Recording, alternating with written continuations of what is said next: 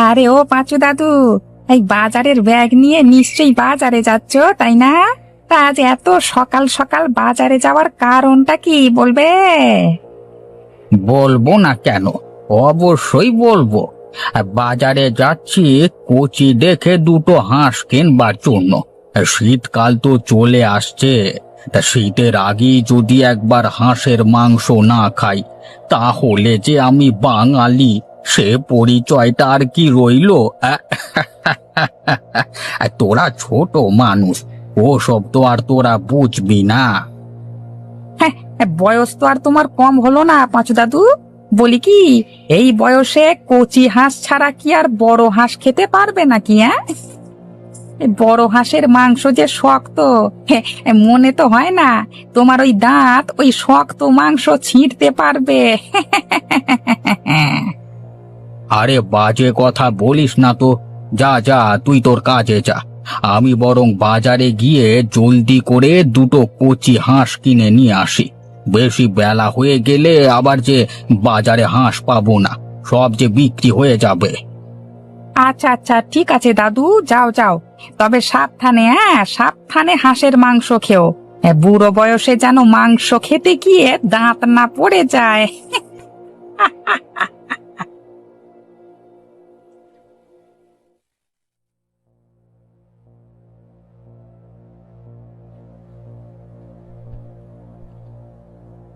আরে ও পাঁচু দাদু, আজকে মাছ না কিনে মাছের দোকানের সামনে দিয়ে যে চলে যাচ্ছ, ব্যাপার কি? আজ বুঝি মাছ কিনবার টাকা নেই নাকি? আরে না রে না, মাছ কিনবার টাকা কেন থাকবে না? আজ আমি ইচ্ছে করেই মাছ কিনবো না রে। আজ যে আমার মাছ কিনতে একেবারেই ইচ্ছে করছে না। মাছ কিনতে ইচ্ছে করছে না পাঁচু দাদুর? আরে কি যে বলো না দাদু। আরে তুমি হলে এই গ্রামের মাছ খাওয়ার পটু।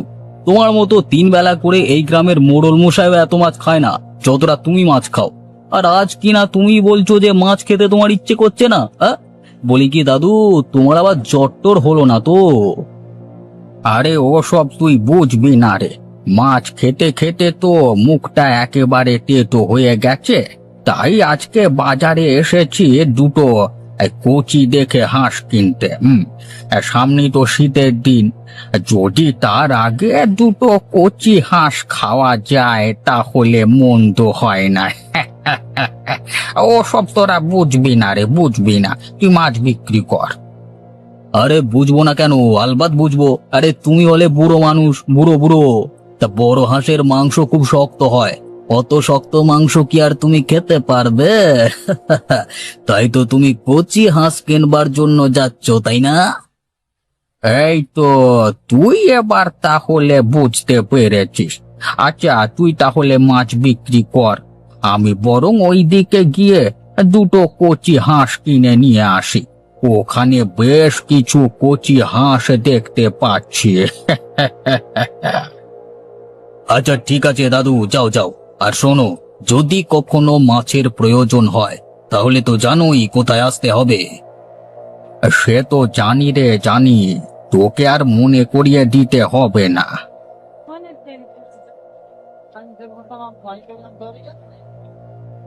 এই যে বিক্রেতা ভাই, তা হাঁস কত করে বিক্রি করছো? কোনটা নেবে দাদু? এই বড় হাঁসগুলো না এই কচি হাঁসগুলো? বুড়ো হয়েছি তো, তাই বড় হাঁস আর খেতে পারবো না। ওই কচি হাঁসগুলো কত করে দিচ্ছ?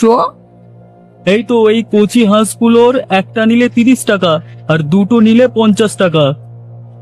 আচ্ছা ঠিক আছে, তবে তুমি আমাকে দুটো হাঁসই দাও।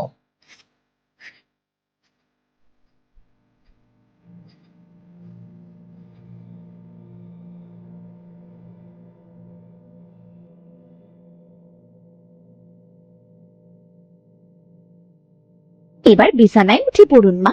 কবিরাজ মশাইকে আমি নিয়ে এসেছি, তিনি আপনাকে ভালোভাবে পরীক্ষা করে ওষুধ দেবেন।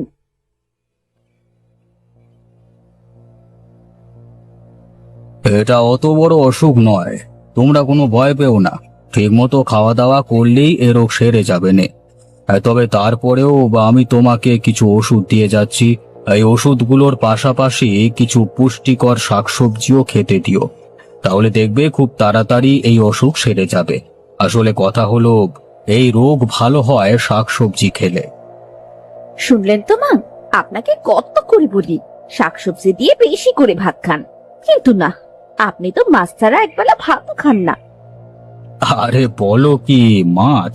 তাই তো বলি, এই রোগ কেন হলো তার। শুনুন বুড়িমা, আজ থেকে মাছ খাওয়া যাবে না, শুধু শাকসবজি খাবে না, নইলে কিন্তু এই রোগ থেকে ভালো হতে পারবেন না।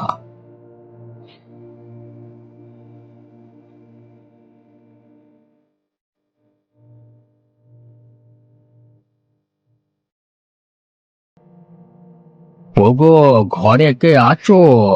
জলদি করে বাইরে এসো, আমি যে বাজার করে নিয়ে এসেছি।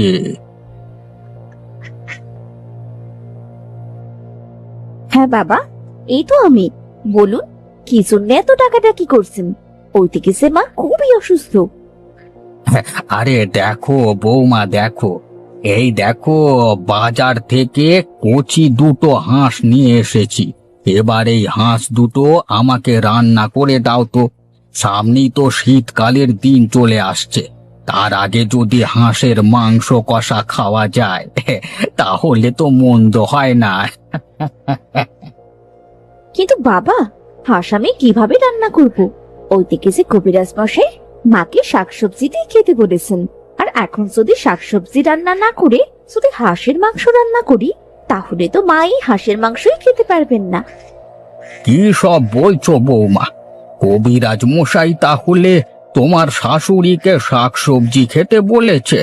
কিন্তু তোমার শাশুড়ির তো হাঁসের মাংস খুবই প্রিয়। হাঁসের কষা মাংস দেখে কি আর সে অসুখের কথা মানবে? দেখো বৌমা, তোমার শাশুড়ি অসুখের কথা না মেনে হাঁসের মাংস খাওয়া শুরু করে দেবে। এই কথা আমি আগেই বলে রাখলাম, তুমি দেখে নিও। কিন্তু বাবা, কবিরাজ মশাই তো বলেছেন তার যে অসুখ হয়েছে সে এইসব মাংস খেতে পারবে না, তাকে শুধু শাকসবজিই খেতে হবে। ও সব পরে দেখা যাবে। নাও বৌমা, নাও, তুমি বরং এতক্ষণে গিয়ে জলদি করে হাঁস দুটো কষিয়ে রান্না করো তো।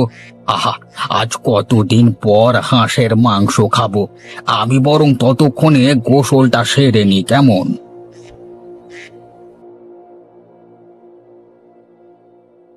বাবার যে কি হয় মাঝে মাঝে কে জানে। এই তো গতকাল বাবার ইলিশ মাছ খেতে মন চাইলো, আর তাই অমনি দুটো বড় বড় ইলিশ মাছ নিয়ে এলো। আজ আবার তার হাঁসের মাংস খেতে ইচ্ছে করছে, আর তাই তো সে আবার আজ আস্ত হাঁস নিয়ে এসেছে। আরে, এ কি করেছে বাবা? বাজার থেকে এত কিছু এনেছে, কিন্তু কোনো শাকসবজি তো আনেনি। এবার শাশুড়ি মায়ের জন্য আমি কি রান্না করব? শাশুড়ি মায়ের জন্য তো আবার হাঁসও রান্না করা যাবে না, কিন্তু কোনো সবজি আবার রান্না না করলে শাশুড়ি মা যে এই হাঁসের মাংসই খেয়ে নেবে। সবজি আছে গো, সবজি, নানান রকমের টাটকা টাটকা সবজি, সবজি আছে গো, সবজি, সবজি নিয়ে যান, সবজি। আরে ওই তো, বলতে না বলতেই সবজিওয়ালা চলে এসেছে। যাই, কিছু সবজি কিনে নিয়ে আসি, এরপরে হাঁসের মাংস দিয়ে না হয় সবজিগুলো রান্না করব, তাহলে নিশ্চয়ই আমার শাশুড়ি মাও খেতে পারবে। সবজি আছে গো, সবজি, নানান রকমের সবজি আছে, নিয়ে যান। পটল, আলু, মূলো, ঝিঙে সব আছে, নিয়ে যান, নিয়ে যান। একেবারে কম দামে তাজা তাজা সবজি নিয়ে যান, নিয়ে যান। আগে আপনার কি সবজি লাগবে বলুন, আমার কাছে সব রকমের সবজি আছে। হ্যাঁ, তা তো দেখতেই পাচ্ছি। তা আমাকে কিছু আলু আর টমেটো দিন, দাম কত টাকা হয় আমি দিচ্ছি। আরে, এগুলো তো বাঁশের কুড়ুল, তাই না? আগে হ্যাঁ দিদি ভাই, আপনি ঠিকই ধরেছেন। এই বাঁশের কোরলগুলো সবজি হিসেবে খুবই পুষ্টিকর। বুঝেছি। আমি তাহলে এই বাঁশের কোড়ুল দিয়ে হাঁসের মাংস রান্না করি। এই বাঁশের কোড়ুলগুলো তো সবজি হিসেবে ব্যবহার হয়, আর আমার শাশুড়ি মা যদি হাঁসের মাংস এই বাঁশের কোড়ুল দিয়ে খায়, তাহলে নিশ্চয়ই তার কোনো ক্ষতিও হবে না, উল্টো আরো পুষ্টি পাবে। হ্যাঁ দিন, আমাকে শুধু এই বাঁশের কোড়ুলগুলোই দিন।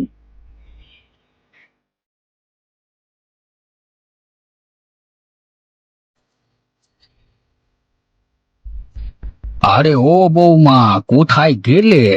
রান্নাটা কি হলো নাকি? আরে হাঁস রান্না হয়ে গেলে জলদি করে নিয়ে এসো, আমার যে আর তর সইছে না গো।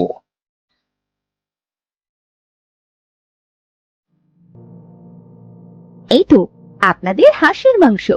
বাবা, হাঁসের মাংস দিয়ে খাওয়া শুরু করুন। আরে কি করছোটা কি বৌমা? আমার সামনে তুমি হাঁসের মাংস কেন দিচ্ছ? কবিরাজ মশাই তো আমায় শাক সবজি খেতে বলেছেন, আর মাংস খেতে তো নিষেধ করেছেন। আরে তাই তো বৌমা, তোমার শাশুড়িকে আমার মতোই হাঁসের মাংস খেতে দিয়েছো কেন? তার জন্য অন্য কোনো কিছু রান্না করনি? ছি ছি ছি ছি বৌমা, শেষে কিনা তুমি এরকম হয়ে গেলে, এটা ভাবতেই কেমন যেন লাগছে। তোমাকে আমরা কত ভালোবাসি, আর তুমি কি না? আরে, আপনারা দুজনেই থামুন।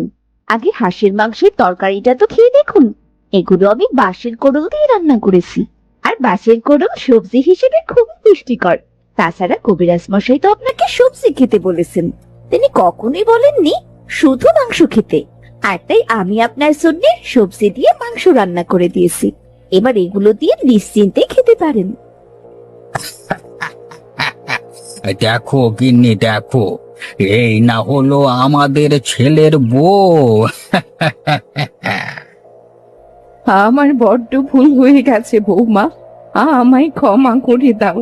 আমি অল্পতেই তোমায় খারাপ ভেবে ফেলেছিলাম, কিন্তু তুমি আমার জন্য বাঁশ দিয়ে হাঁসের মাংস রান্না করেছো, আমি বুঝতেই পারিনি।